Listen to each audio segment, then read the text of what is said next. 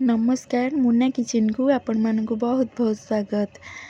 मु आज आपण मानक नहीं आसी जन्नी आलू रे तैयारी गोटे सुंदर तरकारी बहुत ही भल लगे आ बिना पियाज रसुण रे ही प्रस्तुत हुए। चलतु देखा किपरि प्रस्तुत होउची।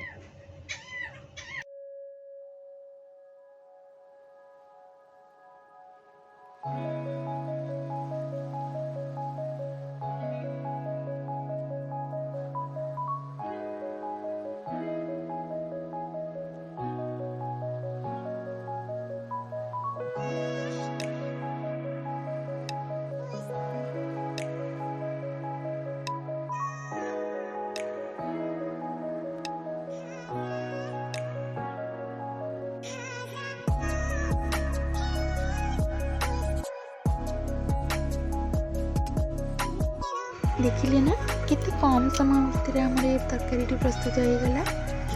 बहुत ही भल लगे खायापी। ये उपाय थे बन देखते ना।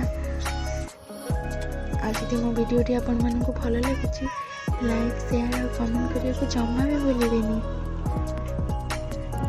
और मो चैनल जब नुआ आसुँच तो मत निहाती भाव सब्सक्राइब करूँ।